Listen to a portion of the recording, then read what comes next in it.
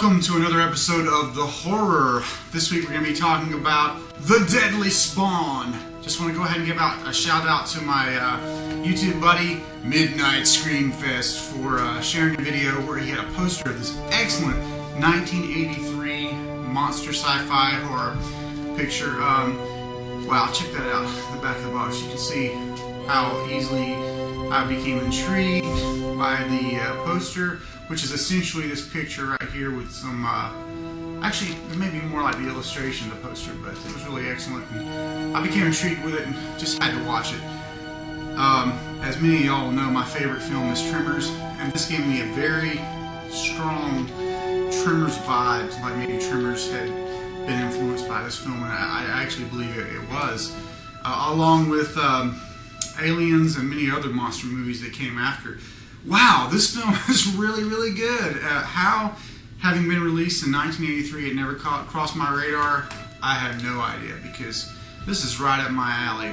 Basically a meteorite, spoiler warning, it's going to give you the gist of it. A meteorite lands in a field, two campers follow, they saw it, and so they go to it, and ultimately meet their demise, and this strange creature that just has this habit of like multiplying at an exponential rate makes its way into this basement and starts to create like a bunch of offspring there, and they have a big like extended family living in the house, and basically they starts off with the parents who are apparently going to get up early and go on a trip, and they hear noise, go to the basement and buy it basically, but then just people start running into this creature, the handyman or the electrician who's hired to fix the power problem and all this. So it's pretty cool. A pretty cool setup for just wiping a bunch of people out with monsters. But the thing gets bigger and bigger, and the effects, the creatures, puppets, whatnot,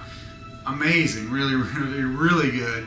The acting, it kind of felt a bit like maybe it was semi-professional actors doing it on the weekends, but still the casting worked. The character development was very good.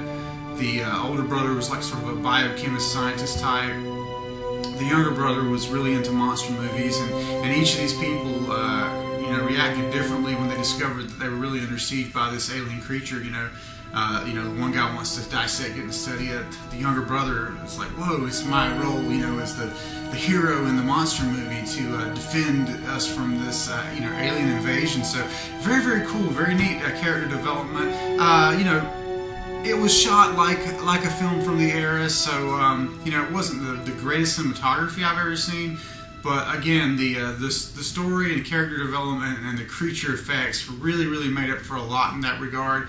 It managed to be quite scary and quite gory. It actually showed lots of body parts and heads and stuff that had been like regurgitated after being partially digested. So it was pretty gory. I mean, but in a good way, in a good way. And parts of it were actually very, very scary. So I enjoyed this film immensely. I'm going to give this, 5 out of 5 slasher blades.